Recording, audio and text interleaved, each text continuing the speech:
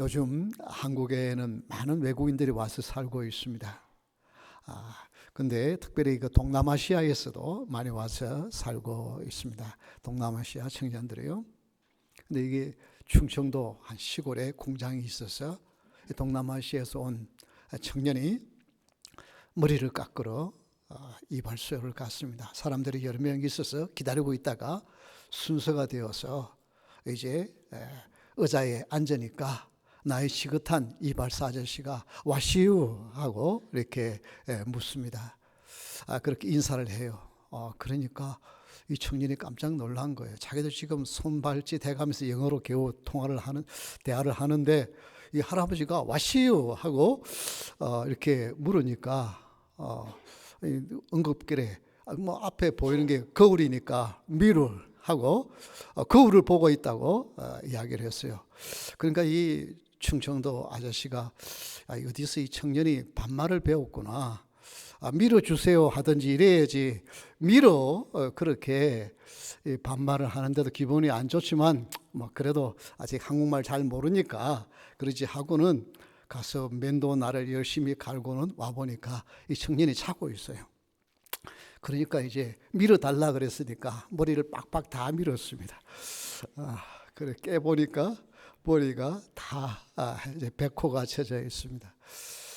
여러분, 이처럼 사람은 자기가 생각하는 대로 듣고 말해요. 다른 사람이 어떤 의도를 말했는지 그게 그렇게 별로 중요하지 않고 내가 듣고 싶은 대로 듣고 말하고 살아갑니다. 오늘 이 본문에 보면 바로 그런 세대예요. 하나님의 말씀을 잊어버렸어요. 하나님의 말씀이 없으니까 자기들의 생각대로 하나님을 섬기는 사람. 그런 시대였어요. 이것은 주전 637년부터 608년 사이 왕으로 재임했던 요시야 왕 때의 이야기입니다.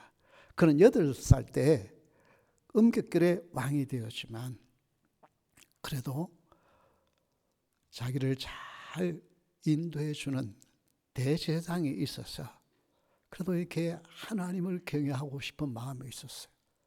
그런데 어느 날 성전을 청소하다가 율법책을 발견합니다. 그래서 그 율법책을 서기관에게 읽게 해서 그 말씀이 들릴 때에 이 왕은 너무나도 놀라고 두려워서 왕복을 찢으면서 하나님 앞에 회개하고 그리고 나서 이건 나만 들어야 될 말씀이 아니다. 온 우리나라 백성들이 들어야 할 말씀이라고 생각해서 백성들을 불러놓고 지금 그들에게 하나님의 말씀을 들려주는 내용이 오늘 1절부터 3절의 이야기입니다. 오늘 이 율법책을 통해서 개혁의 시작이 된 것처럼 2024년을 맞이하는 저와 여러분에게 개혁의 시작이 되기를 바라면서 이 말씀을 드립니다. 우리가 개혁하면은 종교개혁을 생각하게 되는데요. 종교개혁은 1517년, 지금부터 507년 전에 종교개혁이 시작되었습니다. 그 종교개혁이 일어나기 11년 전에 1506년에 어떤 일이 있었냐면은 교황이 베드로 대성당을 지으려고 하니까 어마어마한 성당을 지으려고 하니까 엄청난 재정이 필요하니까 어떤 머리를 썼냐면 테칠이라고 하는 신부의 주관하에서 이렇게 대사면 혹은 면죄부를 발행을 합니다. 이렇게 말합니다. 단순히 대사는 산 사람만이 아니라 그의 부모, 친지의 영혼조차 대사를 산 돈이 금고에 떨어져 짤랑거리는 소리와 함께 연옥으로부터 튀어나온다. 우리 안에 계시는 하나님을 믿는다고 하는 성도들이 우리 부모님, 먼저 돌아간 우리 가족이 신앙이 별로였어. 내가 생각해봐도 이렇게 천국에 갔을지 아직도 연옥에 머물러 있을지 잘 모르겠어. 그런데 어떻게 해요? 이 면죄부를 사면 그 돈이 흥건계에 짤랑 떨어지는 순간 그들의 영혼이 영혼에게서 튀어나와 천국으로 간다 그러니까 그렇잖아요. 자식들의 생각에 그거 안 해줄 자식이 얼마나 있겠어요. 이런 것들이 심해졌을 때에 마르틴 루터가 바로 베텐베르그 대학 정문에 95개조 항목을 붙이면서 종교개혁을 시작하죠. 그런데 종교개혁이 지난 507년이 지난 지금은 어떻습니까? 지금도 종교개혁을 다시 해야 한다는 소리가 퍼져나가고요.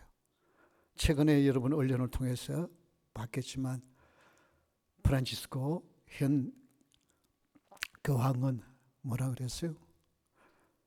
동성애자들도 축복해 줄 수 있고 결혼을 할 수도 있는, 주례를 할 수 있는 이런 시대. 왜요? 너무나도 많은 사람들이 그렇게 하고 그렇게 해야만 인기도 얻을 수가 있고, 이번 대선에서도 가장 큰 이슈 두 가지가 있는데 바로 그것이 동성애자, 성소수자를 인정해 주느냐 아니면 낙태를 합법화 해 주느냐, 이 두 가지가 이번 2024년 미국 대선의 중요한 이슈로 떠오를 것입니다. 이럴 때 우리 성도들은 어떻게 해야겠습니까? 사람들이 다 따라가고 그렇게 하지 않으면 꼴통이라고 말하니까 포기해야 되는가요? 아니면 지금 나의 신앙이 사람들이 다 그렇게 따라가니까 나도 그런 세대에 물들어서 따라가야 할까요? 아니면 내 생각을 접고 하나님의 말씀으로 내 자신을 한번 다시 신앙을 점검하면서 2024년을 계획으로 시작할 것인지 자신을 돌아보는 그런 시간이 되기를 바라면서 이 말씀을 드립니다. 계획의 시작은 첫 번째 여호와의 성전에 올라가매라고 했습니다. 다 같이 한번 따라합시다. 하나님 앞에 나아갈 때에, 네, 계획의 시작은 어디서 일어난다고요? 하나님 앞에 나아갈 때. 내가 새해가 됐으니까 이제 새로운 마음으로 올해 한번 새롭게 각오를 하고 새로운 삶을 살아보겠다 각오하는 그 각오가 대부분의 사람들에게 있잖아요. 그것으로 계획이 되는 것이 아니라, 그것으로 내 삶의 변화가 일어나는 것이 아니라 하나님 앞에 나아갈 때 내 자신의 모습을 보게 되고 내가 무엇을 바꿔야 할지, 어떤 계획이 일어나야 될지를 알게 된다는 것입니다.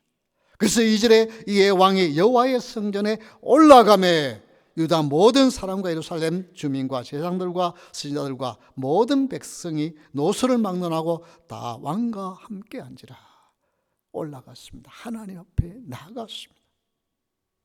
계획의 시작은 하나님 앞에 나갈 때에 이루어집니다. 우리는 새해가 되면 이것도 해보고 저것도 해보겠다고 결심하잖아요. 근데 그것이 얼마나 오래 가나요? 그것이 하나님의 은혜가 아니라 내 생각, 내 자신의 무엇을 해보려고 하는 인간의 힘입니다. 시작했기 때문입니다. 여러분, 하나님 앞에 나와야만 합니다. 여러분이 2024년 1월 첫 주일 이전에 나왔습니다. 그런데 이전에 나오면 누가 보입니까? 내가 좋아하는 사람 반가워 인사하지. 어떤 사람은 아이고 좀 인사하기 싫어. 그러고 될 수 있습니다. 그것이 지금 중요한 것이 아니라 이전에 나오면 누구를 만나야겠다는 각오가 있어야 한다면 살아계신 하나님의 임재하심을 체험해야 되겠다는 이 소원과 간절함이 있기를 주의 이름으로 축원합니다. 하나님을 만날 때 내가 변화되어지는 거예요. 하나님을 만나지 아니하면 우리는 결코 변화될 수 없는 완악한 인생이요, 소망이 없는 타락한 인생입니다.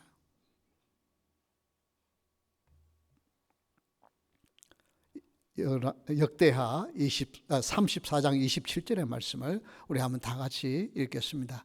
내가 이곳과 그 주민을 가리켜 말한 것을 내가 듣고 마음이 연약하여 하나님 앞 곧 내 앞에서 겸손하여 옷을 찢고 통곡하였으므로 나도 내 말을 들었노라. 여호와가 말하였느니라. 지금 나라가 정말 풍전등화의 위기 가운데 있었습니다. 이미 북쪽에 있는 이스라엘은 아수르에 의해서 멸망당했습니다. 남쪽 유다로 언제 망할지 모르는 정말 연약하고 위기에 있는 나라였습니다. 그런데 이 요시야 왕이 하나님 앞에 엎드려 기도하니까 하나님이 그걸 들으시고 내가 너희들을 새롭게 하겠다고, 내가 내 기도를 들어놓으라고 우리 하나님이 말씀하십니다. 여러분, 하나님 앞에 나오는 은혜가 매주마다 있기를 주의 이름으로 축원합니다. 하나님 앞에 나오는 마음이 있어야지 그저 북부 장로교에 출석한다, 그것이 아니기를 바랍니다. 여러분, 어디에 가면 하나님을 만날 수 있어요? 이 교회에 오면 무조건 다 하나님을 만날 수 있나요? 하나님을 만날 수 있는 곳은 하나님의 말씀이 선포되는 곳이에요. 거기가 교회든 가정이든 어디든 하나님의 말씀이 선포되는 곳에서는 하나님을 만날 수가 있습니다. 우리가 그것을 한번 사도행전 10장 33절에 말씀해서 우리는 볼 수가 있습니다. 다 같이 읽겠습니다. 내가 곧 당신에게 사람을 보내었는데 오셨으니 잘하였나이다. 이제 우리는 주께서 당신에게 명하신 모든 것을 듣고자 하여 다 하나님 앞에 있나이다. 이게 지금 뭐예요?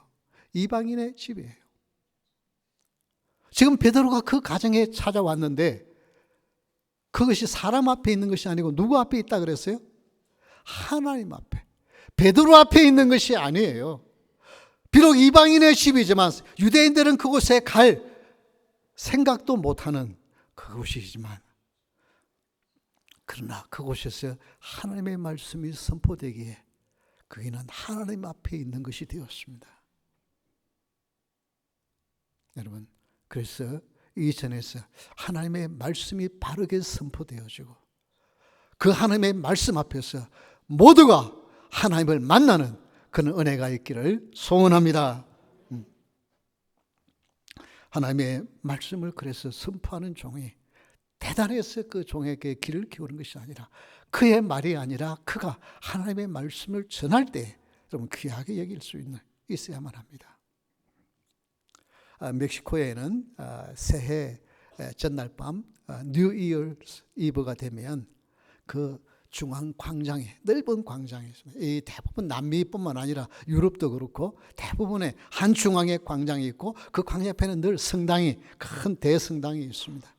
그래서 거기에 수많은 사람들이 모여가지고 싼 도자기를 사가지고 그 대성당 벽에다가 던지면서 그걸 깨트려요. 깨트리면서 지난 2023년 모든 나의 허물과 나의 모든 슬픔은 다 사라지고 이제 새롭게 새해가 시작되기를 바라면서 그 항아리를 사서 던지는 예식을 행합니다. 여러분, 그렇게 하니까 그것이 다 사라지고 새 것이 되던가요? 여러분, 새해라고 그랬잖아요. 새해가 되니까 여러분 새해가 떠오르던가요? 해가 달라졌던가요? 새해? 뭐가 새해입니까? 여러분, 외적인 새해는 아무것도 없어요. 그런데 성경은, 하나님은 이 새해를 또 매월 초하루를 귀하게 절기로 여기셨어요. 왜? 이것은 하나님의 자비하심입니다. 너희들이 2023년 어떻게 지났든 2023년을 어떻게 보냈든 상관없이 2024년을 새롭게 시작해라. 하나님이 주시는 새로운 기회가 왔다는 것이에요. 여러분, 새해를 어떻게 시작하겠습니까? 이제는 좀 우리 집안에 우한, 질고, 염려, 근심, 걱정, 슬픔 좀 떠나고 새로움이 시작되었으면 하는 마음이 누구에게나 있잖아요. 그래서 이제 새롭게 뭔가를 시작하려고 각오도 하고 계획도 세우잖아요.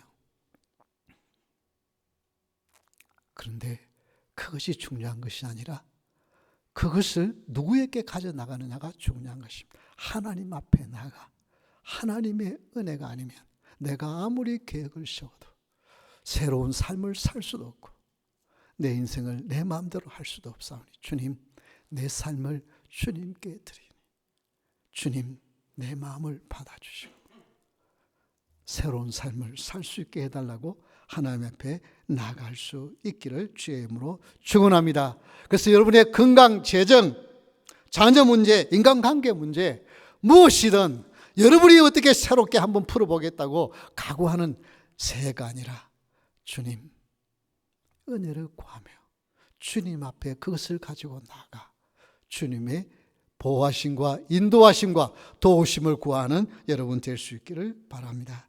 그럴 때에 새로운 한 해가 시작되어져 하나님의 은혜로 귀하게 2024년을 보내게 될 줄 믿습니다.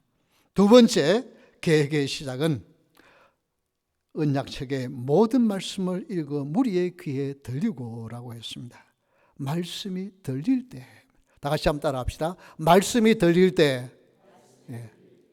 첫 번째는 뭐였어요? 계획의 시작은 하나님 앞에 나아갈 때. 두 번째는 하나님 앞에 나갔는데 그것이 내 귀에 하나님의 말씀이 들려요. 여기에 변화가 일어날 수 있습니다. 사람은 듣고 싶은 것만 듣고 보고 싶은 건 보잖아요. 그래서 다 상대방이 뭐라고 말하든 상관없어요. 내가 하고 싶은 말만 하면 돼요. 그래서 이 대화에 문제가 있는 사람을 상담하다 보면 두 사람이 전혀 다른 주제를 가지고 이야기를 해요.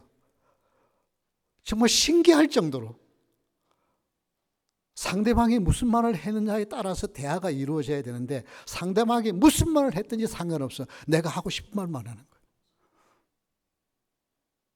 하나님 전에 나와서도 지금 여러분이 뭘 원하는지 나 하나님 앞에 꼭 이거 받아야 되겠어 하고 하나님 앞에 바라는 것만 들려요. 그래서 그거 목사가 설교하면 그 목사님 설교 잘한다 그러고 아멘 하는데 내가 싫어하는 것, 내가 고쳐야 할 것 이야기하면 노면이야.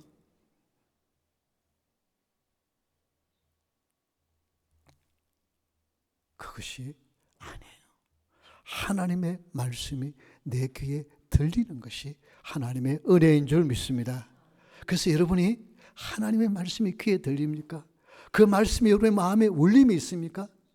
하나님께 감사하십시오. 하나님 나를 변화시키기 하셔서 나를 개혁시키시기 위해서 시작하셨군요. 이 말씀이 나를 통하여 열매가 맺어지게 하여 주옵소서. 내 길을 여신 하나님, 이 말씀이 나를 통하여 역사하게 하여 주옵소서. 기도하실 수 있기를 바랍니다. 열왕기하 22장 19절 말씀에 이런 말씀이 있습니다. 다 같이 읽겠습니다. 내가 이곳과 그 주민에게 대하여 빈터가 되고 저주가 되리라 한 말을 내가 듣고 마음이 부드러워져서 여호와 곧 내 앞에서 겸비하여 옷을 찢고 통곡하였으므로 나도 내 말을 들었노라 여호와가 말하였느니라. 지금 하나님께서 이 모든 것을 그냥 썰어버리겠다, 빈터가 되고 저주가 임하게 되겠다고 하나님이 말씀하셨는데 그 말씀을 듣고 겸비하여 옷을 찢고 회개하니까 어떻게 해요? 내가 내 회개를 받아들였어. 그것을 멈추겠다고 말씀하시는 거예요. 여러분, 계획의 시작은 하나님의 말씀이 여러분의 귀에 들릴 때입니다. 말씀을 전하는 목사가 여러분의 마음에 들든 들리지 않든 그가 하나님의 말씀을 전하면 아멘으로 받는 은혜가 있기를 주의 이름으로 축원합니다. 크기에 여러분의 놀라운 하나님의 축복이 시작되는, 개혁이 시작되는 것입니다.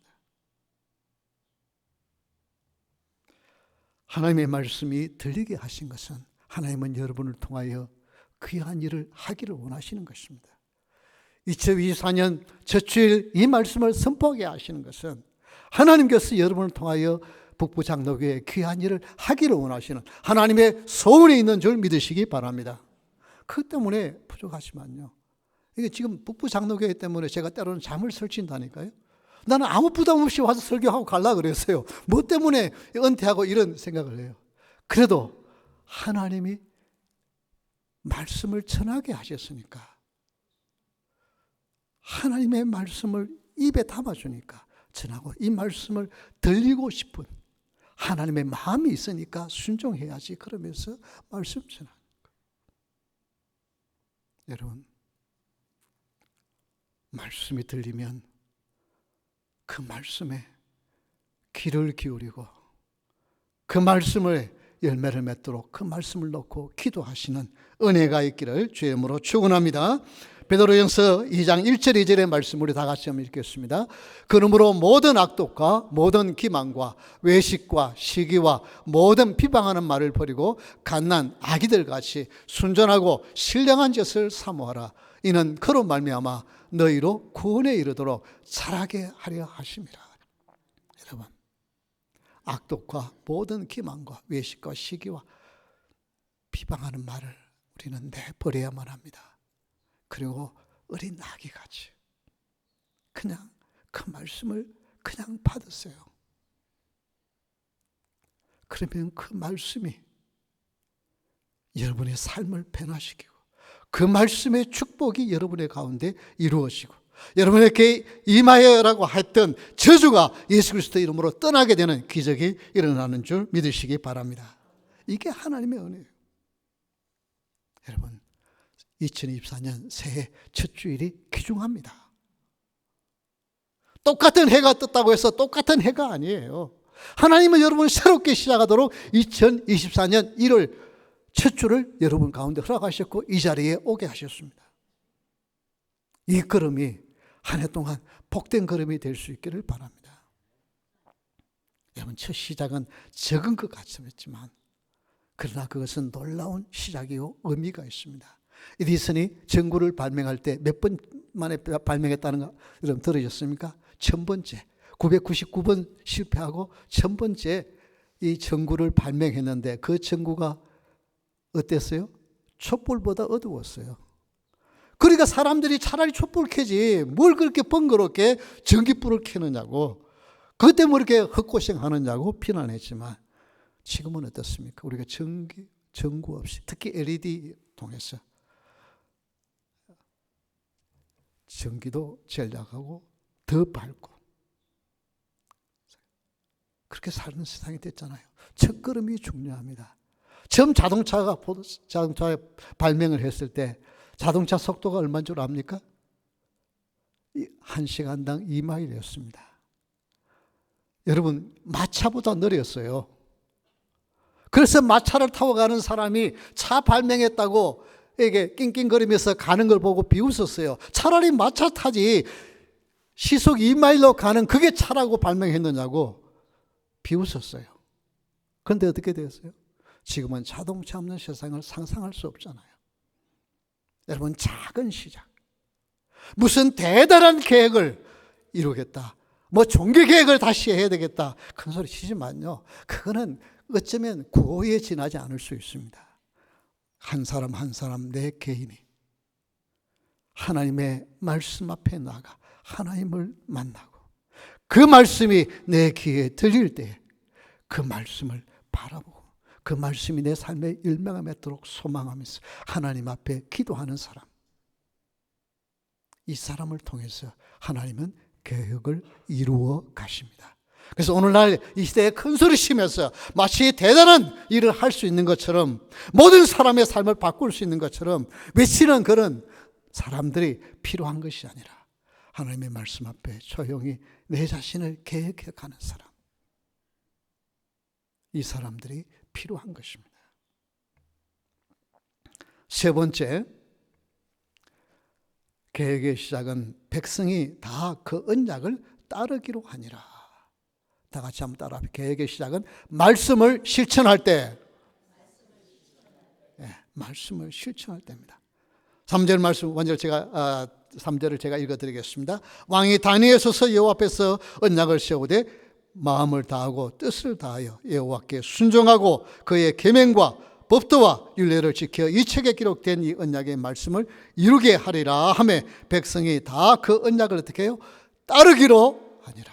예, 우리가 그 말씀에 따르겠습니다. 예, 우리가 그 말씀에 순종하겠습니다라고 결단했습니다. 계획의 시작은 말씀을 실천할 때입니다. 오늘날요, 목사님들의 설교가 얼마나 많이 좋아졌습니까? 왜냐하면 설교 제대로 안 해가지고는 교인들이 안 들으니까요. 설교를 엄청나게 귀하게 생각하고 중요하게 많이 준비해요. 그래서 설교를 잘 못하는 목사님 그렇게 별로 없어요. 또 어떻습니까? 성도들은 그냥 우리 교회 담임 목사님 설교만 아니라 내가 좋아하는 목사님 설교를 얼마든지 들을 수 있어요. 그래서 많이 알고 있어요. 그래서 말씀드렸듯이 설교 제목과 본문만 보면 오늘 무슨 설교할 것 대충 다 알아요. 그리고 성경 공부를 통해서 성경에 많은 지식들이 있어요. 그것 때문에 나는 좋은 성도라고 착각하는 거예요. 나는 성숙된 성도라고 착각한다니까요. 많이 아는 것과 그 말씀을 실천하는 것과는 전혀 별개인데도 내가 많이 공부하고 많이 알고 있다는 것 때문에 나는 좋은 성도라고 착각해요. 그래서 머리만 커진 성도라니까요.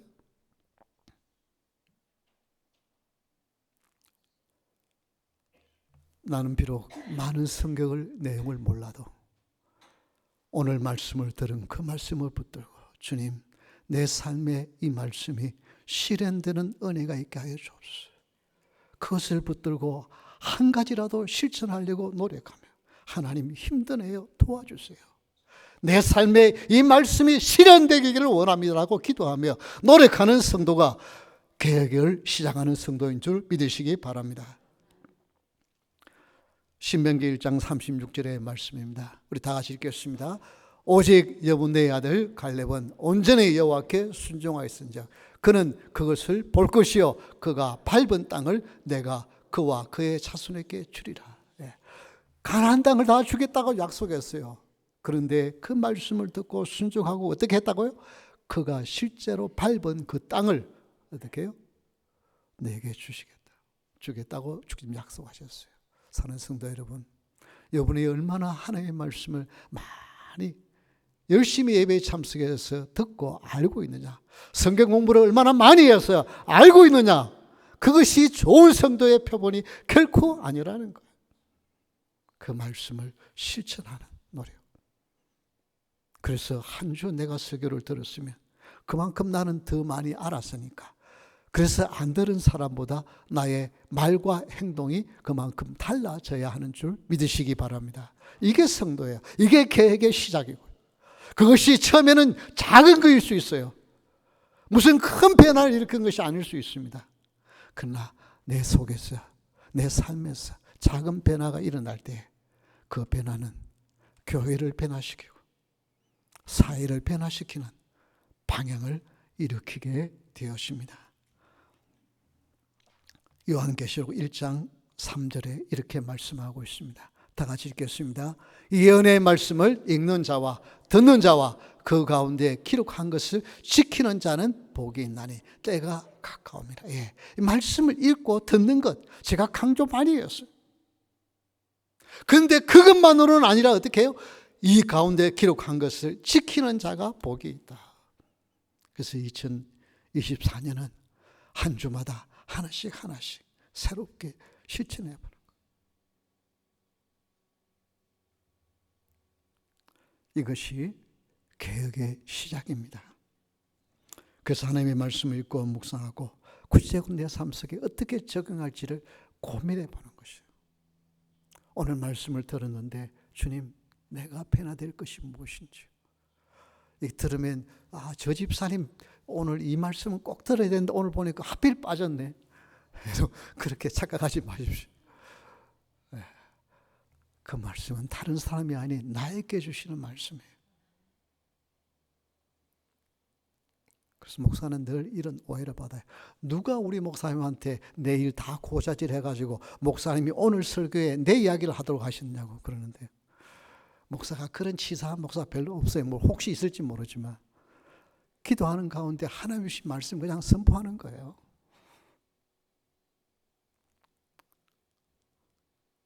여러분, 그 말씀이 들리면 나에게 주시는 말씀이니까 그 말씀을 내가 순종해야 되는 거예요. 여러분, 특별히 연세 드신 분들은 기억하시기를 바랍니다. 지금까지 살아온 내 삶에 스타일이 있기 때문에 말씀 앞에서 내 자신을 한번 변화시킨다는 것은 천지개벽하는 것만큼 힘들어요. 그러나 여러분, 중요합니다. 주님 확실하게 만나야 돼요. 우리 이제 목회할 때에 미국 채플린한테 전화가 왔어요. 좀 와서 기도해 줄 수 있겠냐. 전에 우리 교회에 나오시던 분인데 이제 몸이 안 좋으면서 따님이 교회 갈 때 모시고 간다고 이제 저희 교회를 안 나오시는 분인데 병원에서 운명하시기 전에 2시간 정도밖에 생명이 없는 것 같은데 와서 좀 기도해 주신다 했어요. 그런데 목사가 열일제치고 가야죠. 가서 이제 목사는 임종을 앞두면 제일 중요한 게 지금 이분이 돌아가실 때 주님을 만날 준비가 되어 있나, 더 쉽게 이야기하면 천국에 갈 확신이 있는가, 이거 점검하는 것이 목사로서 가장 중요한 일이거든요. 그래서 그거 점검을 했어요. 집사님, 이제 예수님 만날 준비가 되었습니까? 천국에 가실 확신이 있으십니까? 물으니까 예수 믿어도 아무 소용없네.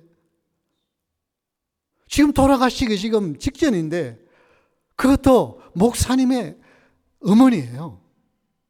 제가 얼마나 기가 찬지요. 기가 찬지. 그래서 집사님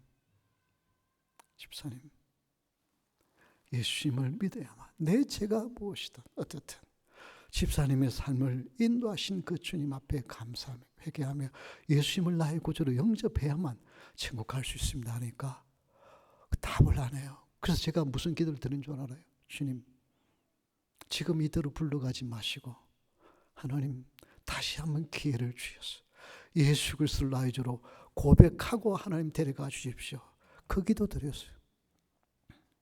그리고 그냥 왔어요. 그런데 안 돌아가시고 1년을 사셨어요.